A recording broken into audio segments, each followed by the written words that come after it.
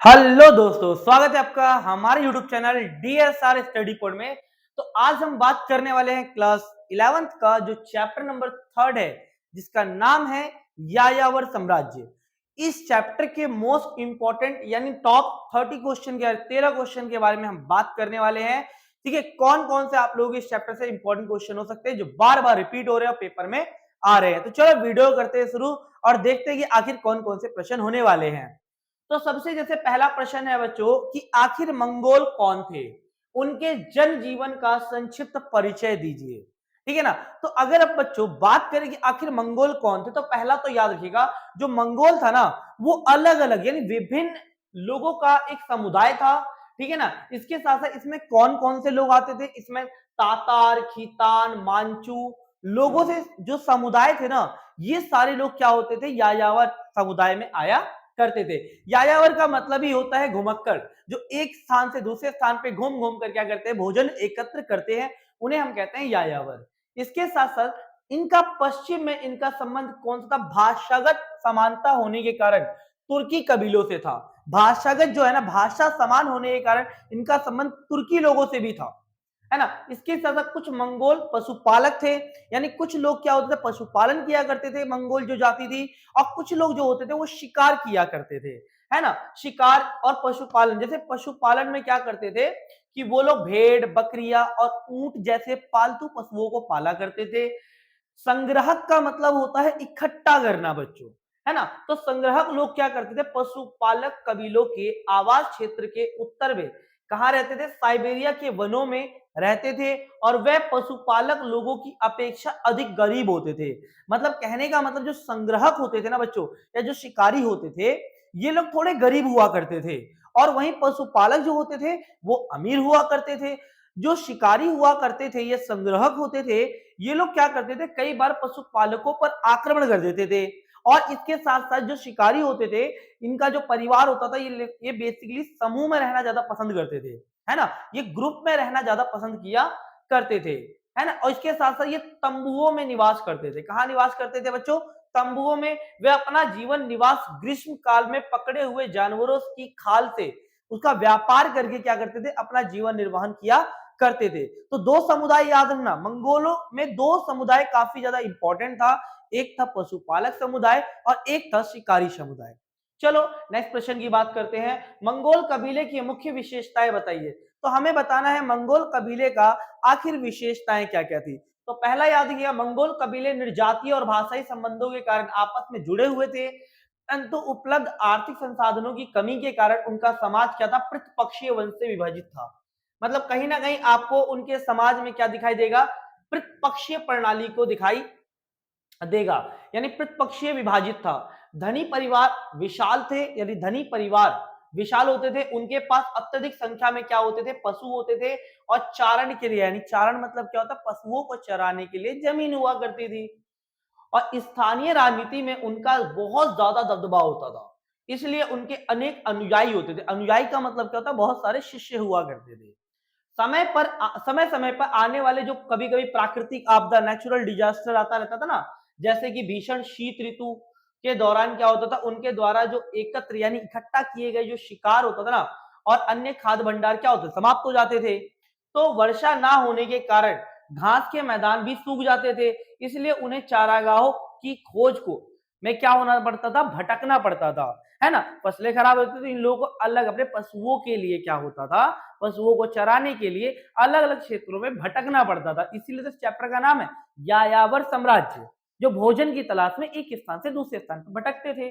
Mongol कबीले में आपसी संघर्ष भी होता था, आपसी लड़ाई भी होती थी। पशुधन प्राप्त करने के लिए ये क्या करते थे, लूटपाट किया करते थे। जो शिकारी होते थे ना, यानी पशुधन मतलब क्या होता है, दूध, मांस, दही, ये सब चीजें होती है।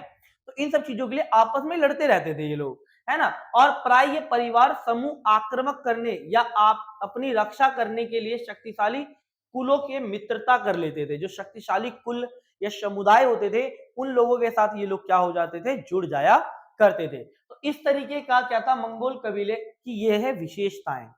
ठीक है, चलो आगे बात करते हैं। आगे प्रश्न है, चंगेज खान कौन था और वह मंगोलों का महानायक कैसे बना। देखो बच्चों, चंगेज खान के बारे में अगर हम बात करें, तो चंगेज खान जो था ना, उसके बचपन का नाम तैमुजिन था। उसके जो पिता जो थे, इनका नाम था येसुजई, येसुजई, है ना? येसुजई थे जो कियात कबीले के क्या थे? सरदार थे। चंगेज खान के पिता जो थे, कियात कबीले के सरदार थे। तो और इनकी माता का नाम था, जो इनकी माता थी, उनका नाम था ओलुनिक्के, है ना? पत्नी का नाम था बोरट्टे, चंगेज खान के, है ना? बोरट्टे था, है ना? लेकिन क्या हुआ, अब इनके साथ ना दिक्कत हो गई। इनका जो जन्म हुआ था ना बच्चों, वो कहाँ हुआ था? मंगोल में ओनोन नदी के किनारे 1162 में। कब बच्चों? 1162 में क्या हुआ था? इसका जन्म हुआ था, है ना? और जैसे कहते पिता की हत्या कर दी गई थी, यानी पिता की हत्या हो गई थी। तो जो पालन पोषण है ना, इनकी माता जो थी, उन्होंने इनका चंगेज खान यानी तैमुजिन का और उनके भाइयों का पालन पोषण बहुत ज्यादा मुश्किलों में किया था। किसने? ओलुन इक्के ने, है ना? लेकिन क्या हुआ, 1170 के दशक में क्या हुआ कि तैमुजिन अर्थात चंगेज खान का अपहरण कर लिया गया और उसकी पत्नी बोरट्टे को भी क्या कर लिया गया था? अपहरण कर लिया गया था। इसके साथ साथ अपनी पत्नी को छुड़वाने के लिए उसने बहुत सारी लड़ाइयां लड़ी थी। और विपत्ति के यानी मतलब इन समस्या, इन प्रॉब्लम्स के टाइम पे क्या हुआ था, उसका जो दोस्त था, जिसका नाम क्या था, उसने मित्र बनाना नहीं छोड़ा था, है ना? उसका पहला वो जो मित्र था, उसका नाम था बोगुरच्चू, उसका जो मित्र था, है ना? उसने सदैव एक विश्वसनीय साथी के रूप में क्या हुआ था, चंगेज खान या तैमुजिन का हमेशा साथ दिया था। किसने? जिसने? जमुका ने। इसके साथ साथ तैमुजिन का सगा भाई कौन था बच्चों? सॉरी, इधर तो बोगुरच्चू था, सगा भाई जमुका था, जो उसका एक अन्य विश्वसनीय मित्र था। तैमुजिन ने अपने पिता के वृद्ध भाई दुगील उर्फ खान से क्या कर लिया था? अपने पुराने रिश्ते दोबारा स्थापित कर लिए थे। मतलब उसके पिता यानी चंगेज खान के पिता का जो हत्यारा था, तुगरील उर्फ ओक खान था। ओक खान ने उसके पिता की हत्या कर दी थी। लेकिन क्या हुआ कि तैमुजिन ने अपने संबंध किससे बनाए? ओक खान से बनाए, है ना? ओक खान से बनाया और ओक खान जो जो बोलता गया, तैमुजिन करता गया, युद्ध लड़ता गया और अंत में जाने के बाद चंगेज खान उफ तैमुजिन ने क्या किया? ओक खान की भी हत्या कर दी और अपने पिता का बदला ले लिया। किसने? चंगेज खान ने। और उसने कुरीलताई कबीले पर क्या किया था? शासन किया था। और इस तरीके से वो कुरीलताई कबीले का क्या बन गया? मतलब एक महान व्यक्ति बन गया। और कुरीलताई कबीले ने क्या किया था? चंगेज खान को सार्वभौमिक शासक या आप कह सकते हो समुद्री खान की उपाधि मिली थी। किसे? चंगेज खान को। ठीक है, तो ये थी चंगेज खान की जीवनी। अब बात करते हैं आखिर चंगेज खान के अधीन मंगोलों की सैनिक सफलता क्या थी, यानी चंगेज खान के अधीन मंगोलों की सैनिक विशेषताओं के बारे में हमें इसके अंदर बात करनी है। तो देखो हुआ क्या था बच्चों, जैसे मंगोल जो लोग थे ना, मंगोल या तुर्की के घुड़सवारी कौशल में उनकी सेना गति प्रदान करी थी। मतलब मंगोल जो सेना में ना, जो सेना होती थी वो अच्छी खासी घुड़सवार होती थी बच्चों। अब तुम सोच सकते हो घोड़े पर बैठकर वो लोग अच्छी खासी तीरंदाजी कर सकते थे। इतनी ज्यादा कुशल सेना होती थी किसकी? चंगेज खान की, है ना? इसके वो घोड़ों पर सवार होकर मंगोल सैनिक तीरंदाजी करते थे, अद्भुत था। और ये कौशल उन्होंने जंगलों में पशुओं का शिकार करके प्राप्त किया था। मतलब पशुओं का जंगलों में क्या करते थे ये लोग? शिकार किया करते थे। तो ये जो तकनीक है ना, इन्होंने जंगलों में शिकार करते हुए पाई थी। इसके साथ साथ उन्होंने सैनिक अपने आसपास के भूभागों तथा मौसम की जानकारी जरूर पता करते थे। मंगोल सैनिक जो होते थे वो आसपास के मौसम की जानकारी प्राप्त करते थे। हाँ भाई, ठंडी है कि गर्मी। अब तुम सोच सकते हो ठंडी में जो नदियों का वो मार्ग के रूप में यूज करते थे। मंगोल जो सेना होती थी, ठंडियों में क्या होता था, जब नदियां जम जाती थी ना, तो उनको मार्ग के रूप में प्रयोग करते थे। कौन? चंगेज खान की सेना, है ना? देखो लिखा है उन्होंने प्रचंड शीत ऋतु में भी युद्ध अभियान प्रारंभ किए थे और शत्रु के नगरों और शिविरों पर प्रवेश करने के लिए उन्हें बर्फ से जमी हुई नदियों का राजमार्ग के रूप में इन्होंने प्रयोग किया था। यायावर लोग यूं तो किलेबंद शिविरों में तक पहुंचने में सक्षम नहीं थे, परंतु चंगेज खान ने क्या किया था? घेराबंदी की नीति अपनाई थी। कौन सी अपनाई थी? घेराबंदी की नीति। और घेराबंदी की नीति के तहत उसने क्या किया? अलग अलग क्षेत्रों पर उसने आक्रमण किया था। ये प्रश्न आपसे है कि चंगेज खान के सैनिक सफलताएं बताइए या सैनिक उपलब्धियां बताए। मोस्ट इंपॉर्टेंट क्वेश्चन है, हर बार पेपर में आता है आप लोगों का, है ना? तो इसको जरूर आप लोग याद कर लिएगा। चलो हम आगे बात करते हैं। अब बात करते हैं चंगेज खान द्वारा अपनाई गई संचार प्रणाली की मुख्य विशेषता बताइए।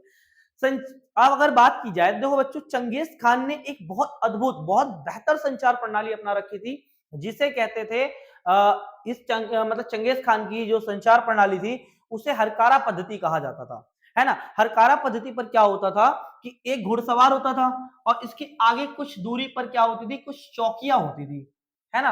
और यहाँ एक और घुड़सवार होता था, फिर इसके बाद आगे जाएगा तो एक और घुड़सवार होता था, फिर आगे जाएगा एक और घुड़सवार होता था।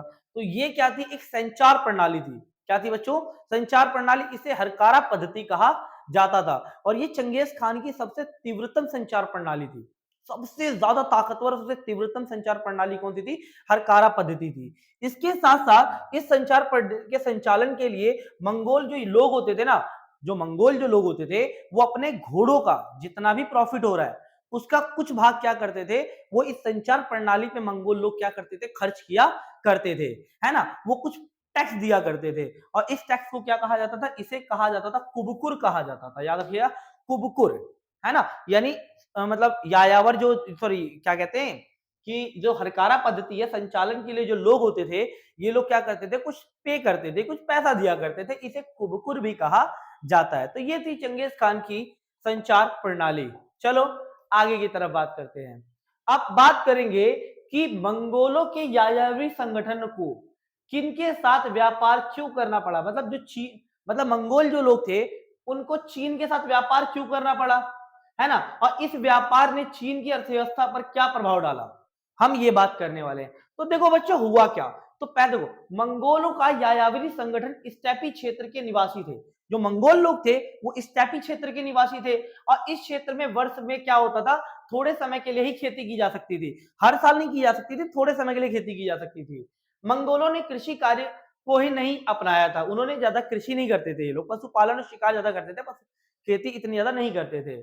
इन प्रदेशों में अन्य संसाधनों का भी कमी थी, है ना। और मंगोल जानते थे कि उनके पास पड़ोसी चीन की अर्थव्यवस्था कृषि पर आधारित है, उनका जो पड़ोसी देश अर्थात चीन है वो कृषि पर आधारित है, मतलब खेती बहुत होती है चीन की, है ना। वह वहां से कृषि उत्पाद तथा अन्य आवश्यक पदार्थ आसानी से प्राप्त कर सकते थे। इसी कारण उन्होंने चीन के साथ क्या किया था, व्यापार किया था। यहाँ आपको समझ में आ गया होगा कि मतलब मंगोल लोगों ने चीन के साथ व्यापार क्यों किया था, कि मंगोल जो था स्टेपी क्षेत्र था, है ना। वर्ष के कुछ महीनों में ही क्या होता, खेती की जाती थी और इसके साथ साथ मंगोल खेती करना नहीं जानते थे, है ना। वो ज्यादातर पशुपालन और शिकार करना जानते थे, है ना। उनके पास खाद्य सामग्री और अन्य चीजों का अभाव होता था, कमी होती थी, इसीलिए उन्हें क्या हो रहा, मजबूरन चीन के साथ क्या करना पड़ता था, व्यापार करना पड़ता था। यायावर जो कबीले होते थे वो चीन के कृषि उत्पाद तथा लोहे के उपकरण लेते थे और इसके बदले में वो बदले में क्या करते थे, उन्हें घोड़े और स्टेपी से पकड़े गए जो शिकार होते थे ना, उन्हें दे देते थे। मतलब चीन के लोगों से क्या लिया करते थे ये लोग, लोहे के उपकरण लिया करते थे, है ना। और कृषि से संबंधित सामान लिया करते थे, इसके बदले में वो लोग घोड़े दे देते थे उन्हें, और क्या दे देते थे, घोड़े दे देते थे। और इसके साथ साथ उनके साथ स्टेपी क्षेत्र में पकड़े गए जो पशु होते थे वो दे दिया करते थे, ठीक है। चलो आगे बढ़ते हैं। नेक्स्ट बात करते हैं। अब इधर से एक और क्वेश्चन है, चीनी अर्थव्यवस्था का प्रभाव क्या पड़ा, अर्थात जब चीन जो है, सॉरी मंगोल जो लोग हैं वो चीन के साथ जब व्यापार करते थे तो इस पर चीन का क्या प्रभाव पड़ा, मतलब चीन पर इसका क्या प्रभाव पड़ा। देखो बच्चों होता क्या था, मंगोल कबीले के लोग जो थे वो साथ मिलकर व्यापार करते थे, तो वह चीनी लोगों को व्यापार में बेहतर शर्तें रखने के लिए विवश कर दिया करते थे। जो मंगोल लोग थे वो अलग अलग मतलब शर्तें दिया करते, तो मेरी बात मानो वरना नहीं मानोगे तो मैं ये कर दूंगा वो कर दूंगा, मतलब इस तरीके से मंगोल जो लोग होते थे ना, मतलब चीनी लोग को डराते थे वो लोग, है ना। और कभी कभी ये लोग क्या है, व्यापारी संबंधों की उपेक्षा करके क्या करते थे, मतलब व्यापार की आड़ में क्या कर लेते थे, चीन के लोगों को क्या कर लेते थे, लूट लेते थे, लूटपाट करने लग जाते थे। और मंगोलों का जीवन अस्त व्यस्त होने पर स्थित चीनियों के पक्ष में हो जाती थी। ऐसी स्थिति में चीनी लोग स्टेपी क्षेत्र में प्रभाव प्रयोग बढ़े और आत्मविश्वास हो सकते थे। इन सीमावर्ती झड़पों से चीन के स्थायी समाज क्या हो गया था, कमजोर हो गया था और कृषि अव्यवस्थित हो गई थी और चीनी नगरों को क्या कर रहे थे, अब ये मंगोल लोग बार बार पे लूट रहे थे, है ना। और दूसरी ओर यायावर कबीले जो थे ना बच्चों, वो लूटमार करके क्या करते थे, दूर भाग जाते थे, जिससे क्या उन्हें बहुत कम क्षति पहुंचती थी। इसके विपरीत चीन को इन यायावर से बहुत ज्यादा अधिक अति पहुंची, मतलब अति मतलब होता, मतलब बहुत ज्यादा चीन के लोगों को इससे नुकसान पहुंचा। यार व्यापार की आड़ में ये मंगोल लोग क्या कर रहे हैं, उन्हें लूट रहे हैं, बार बार लूट रहे हैं, मार रहे हैं, है ना। और मार के भाग जाते थे ये लोग, है ना। तो चीन के लोगों को लगा यार ये तो हमारे साथ बहुत ज्यादा गलत हो रहा है ना। अंत में 8वीं शताब्दी में क्या हुआ था, चीनी शासकों ने क्या हुआ, अपनी प्रजा की रक्षा के लिए क्या किया, किले बंद करना शुरू कर दिया, मतलब पूरे चीन को किले बंद कर दिया। और यहां तक कि मंगोल अर्थात चंगेज खान से बचने के लिए उन्होंने सबसे बड़ी दीवार तक बना दी, कि आजा बेटा अब तू कहाँ आएगा, चढ़ के दिखा तू इधर से। तो सबसे बड़ी दीवार बना दी कि आके दिखा अब। लेकिन चंगेज खान ने क्या किया, इस दीवार को भी पार कर लिया, बनाओ बेटा। आपको पता है ना ग्रेट वॉल ऑफ चाइना, चीन की दीवार क्यों बनाई गई थी? इसी से बचने के लिए, देख रहा है टॉपिक में, इसी चीज से बचने के लिए उन लोगों ने ग्रेट वॉल ऑफ चाइना बनाया था जो अंतरिक्ष से दिखता है। लेकिन चंगेज खान ने इस दीवार को भी क्या कर दिया था, पार कर दिया था, है ना। चलो आगे बात करते हैं। अब बात करते हैं मंगोल साम्राज्य को चंगेज खान की क्या देन है। आखिर मंगोलों को चंगेज खान ने दिया क्या है? लूट मार करने के पश्चात और कुछ दिया है? आपको ये लगता होगा, है ना। नहीं बेटा, बहुत सारी चीजें दी। अब देखो क्या होता है, देखो देखते हैं ऐसा लगता है कि चंगेज खान एक हत्यारा था, लुटेरा था, जिसने नगरों को ध्वस्त कर दिया था और हजारों लोगों को मौत के घाट उतार दिया था। बात तो सही है, जहां जाता था वहीं मारता था, जहां जाता था वहीं मारता था। एक बार हुआ क्या था चंगेज खान के साथ, हुआ क्या था कि एक बार चंगेज खान निशापुर के अभियान में गया था, और निशापुर के अभियान में क्या हुआ था, उसने महिलाओं पुरुषों को भी मारना शुरू कर दिया था। यहां तक कि उस अभियान में से कुत्ते बिल्लियों को भी नहीं छोड़ा, निशापुर के अभियान में कुत्ते बिल्लियों को भी मार दिया था। इतना ज्यादा बड़ा हत्यारा था ये चंगेज खान। सोच सकते हो कितना क्रूर था, बलात्कारी बहुत बड़ा था। इसलिए 13वीं शताब्दी में चीन, ईरान और पूर्वी यूरोप के जो अनेक नगरवासी चंगेज खान से क्या लुटेरे गिरोह का मानते थे, और यहाँ के जो लोग होते ना डरते थे चंगेज खान से, है ना, और उससे घृणा करते थे कि ये लोग कितना गंदा है ना, आता है हमें लूट लेता है, बलात्कार कर देता है स्त्रियों का, बच्चों को मार देता है। मतलब इस तरीके के लोगों में ये भाव आ गया था, है ना। परंतु मंगोलों के लिए चंगेज खान क्या बन चुका था, अब तक का सबसे महान शासक बन चुका था। हाँ भाई महान है, संगठित किया है बकायदा। तो उसने मंगोलों को संगठित किया था और लंबे समय से चली आ रही कबीलाई लड़ाइयों को क्या किया था, चीनियों द्वारा शोषण से क्या कराया था, उसने मुक्ति दिलाई थी। हाँ बिल्कुल, क्योंकि गलती बेटा चीनों की, चीन की भी तो है। चीन पहले जब चंगेज खान नहीं था तो चीन के लोग क्या करते थे, मंगोल कबीलों को दबाया करते थे, उनका शोषण किया करते थे, है ना। तो अब तो चंगेज खान तो इनके लिए तो एक तरीके से महान व्यक्ति बन गया, देवता बन गया, भगवान बन गया, है ना। इसके साथ साथ उसने एक शानदार पार महाद्वीपीय साम्राज्य की स्थापना करी थी और व्यापार मार्ग और बाजारों को एक नया जीवन प्रदान किया था, जिसके कारण जो मंगोल लोग थे अब क्या हो गए थे, बहुत ज्यादा समृद्ध हो गए थे, बहुत ज्यादा, मतलब पैसा वैसा काफी ज्यादा आ चुका था इन लोगों के पास। तो ये है मंगोल साम्राज्य को चंगेज खान की देन। ठीक है, चलो हम आप आगे बात करते हैं। नेक्स्ट क्वेश्चन है बच्चों कि चंगेज खान की अलोकप्रियता के क्या कारण थे, यानी चंगेज खान की आलोचना क्यों करते हैं लोग, इसकी बुराई क्यों करते हैं, आखिर क्या रीजन है इसकी बुराई करने का, है ना बच्चों। तो देखो चंगेज खान की अलोकप्रियता के क्या कारण है। पहला, चंगेज खान एक लुटेरा था, है ना, उसने सैकड़ों नगरों को क्या कर दिया था, ध्वस्त कर दिया था। दूसरा, चंगेज खान एक लुटेरा के साथ साथ एक हत्यारा भी था, है ना, बहुत सारे लोगों की इसने हत्या भी करी थी। हजारों लोगों के साथ उसने स्त्रियों और बच्चों को भी मौत के घाट उतार दिए थे। यहां तक कि निशापुर के घेरे में उसने उसने क्या था, कुत्ते बिल्लियों को भी नहीं छोड़ा था, उनको भी मार दिया था। और उसने अपने कबीले में तलवार के दम पे शासन किया था, ये नहीं कि बोल के जी हम शासन करना चाहते हैं, तलवार के दम पे शासन किया था, शासन करो वरना काट दूंगा। और इतने ज्यादा हत्यारा थे, इतनी ज्यादा हत्याएं करी थी। आज तक का पहला ऐसा शासक है चंगेज खान जिसकी आज तक डेड बॉडी नहीं मिली।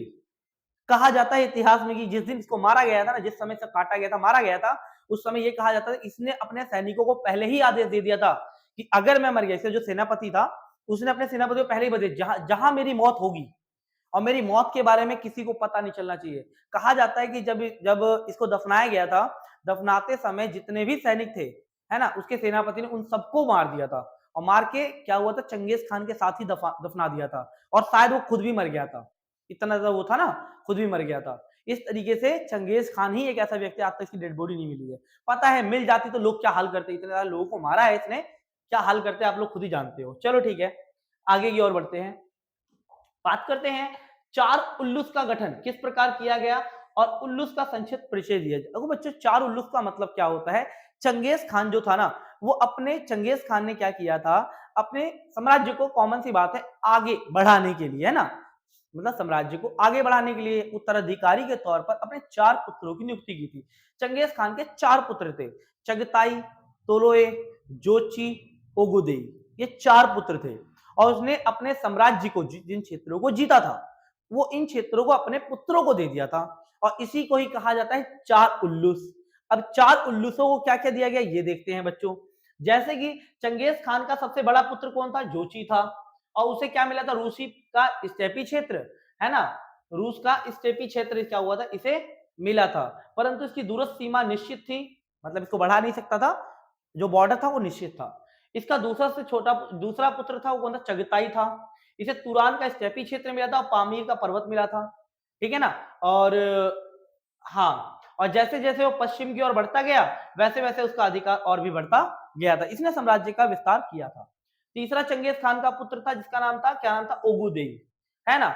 वो क्या बना था? चंगेज खान का उत्तराधिकारी बना था। ओगुदेई जो तीसरा पुत्र था, वो चंगेज खान का उत्तराधिकारी बना था और उसने महान खान की उपाधि प्राप्त कर दी। पेपर में पूछ सकता है, महान खान की उपाधि प्राप्त करने वाला शासक कौन था? तो ओगुदेई था, जो चंगेज खान का उत्तराधिकारी था। और ओगुदेई ने क्या किया था? अपना राज्याभिषेक के बाद अपनी राजधानी कराकोरम में ही रहा था। मंगोल की जो राजधानी है मतलब कराकोरम में ही स्थापित कर ली थी। और जो चौथा सबसे छोटा पुत्र था उसका नाम क्या था? मतलब तोलोई था, है ना? और चंगेज खान से छोटा पुत्र था, उसे पैतृक भूमि क्या मिली थी बच्चों? मंगोलिया मिला था, यानी मंगोलिया में ही वो रहा था। इस तरीके से ये थे चंगेज खान के 4 उल्लूस। ठीक है, चलो आगे बात करते हैं। बात करते हैं चीन की महान दीवार क्यों बनवाई गई थी। मैंने अभी आपको बताया यायावर कबीले चीन पर बार बार आक्रमण करते थे और नगरों को लूट लेते थे और उनके आक्रमणों से चीन की सुरक्षा के लिए क्या हुआ था? महान दीवार बनाई गई थी जिसे कहा जाता है ग्रेट वॉल ऑफ चाइना, चीन की महान दीवार। ठीक है, चलो आगे बात कर लेते हैं। अब बात करते हैं चंगेज खान सिंधु नदी से मंगोलिया वापस लौटना चाहता था, परंतु उसे अपना विचार क्यों मतलब बदलना पड़ा? वो सिंधु नदी के आगे भी जाना चाहता था, लेकिन उसने अपना विचार क्यों बदलना पड़ा था? देखो हुआ क्या था, चंगेज खान के निम्नलिखित कारण थे। पहला, गर्मी बहुत अधिक थी, पहला रीजन। दूसरा, प्राकृतिक आवास में कठिनाई थी, यानी उसके वहां रहने योग्य, वहां का जो नेचर था, प्रकृति थी, वो उसके रहने योग्य नहीं थी। और तीसरा, उसके शमन यानी पैगंबर ने कुछ अशुभ संकेत दिए थे। मतलब उसे लगता था ना कि जो उसका मतलब जो नहीं था, क्या कहते हैं, गुरु टाइप से होते हैं, उन्होंने कहा था कि नहीं वहां मत जाओ, वहां तुम्हारे साथ कुछ भी गलत हो सकता है। इन कारणों से वो सिंधु पहुंचा ही नहीं, वो वापस लौट गया। कौन? चंगेज खान जो है वो वापस लौट गया। लास्ट क्वेश्चन है कि मंगोल सेनाओं को मिस्र के हाथों पराजित क्यों होना पड़ा था? भाई हर जगह जीत रहा था तो मंगोल सेना मिस्र के हाथों क्यों हार गई? आखिर रीजन क्या था उसका? तो देखो बच्चों, मंगोल शासक चीन में अधिक रुचि लेने लगे थे और उन्होंने अपनी सेनाओं को मंगोल साम्राज्य के मुख्य भाग की ओर भेजा था। चीन में ज्यादा इंटरेस्ट ले रहे थे, वो कहते हैं हमें तो चीन ही चाहिए, मिस्र पे ज्यादा नहीं था। मिस्र में केवल एक ही छोटी सी सेना ही भेजी थी और परिणाम स्वरूप मंगोलों को वहां क्या मिला था बच्चों? पराजय का मुंह देखना पड़ा था, वहां हार गई थी। छोटी सी सेना भेजी, चंगेज खान को लगता था छोटी सेना जाएगी, जाके मार पीट के आ जाएगी, लेकिन ऐसा नहीं हुआ, है ना? तो ये थे बच्चों इस चैप्टर के आप लोगों के शायद एक क्वेश्चन नहीं, हाँ ये चैप्टर था, इसके सारे के सारे इंपॉर्टेंट क्वेश्चन मैंने आप लोगों को बता दिया। एक और टॉपिक के अंदर मैंने आपको लिखा नहीं, बता देता हूं ऐसे ही कि यास किसे कहते हैं। तो चंगेज खान के नियम या संहिता को जो है उसे यास कहते हैं और उसने यास के क्या किया था? कुरिलताई कबीले पर लागू किया था, है ना? तो यास के बारे में बस थोड़ा पढ़ लेना, बाकी इस चैप्टर से कुछ भी नहीं आने वाला बच्चों। अगर आप लोग वीडियो अच्छी लगी हो, इंफॉर्मेटिव लगी तो प्लीज वीडियो को लाइक शेयर एंड सब्सक्राइब जरूर करें। मिलते हैं एक नई वीडियो के साथ, धन्यवाद, जय हिंद।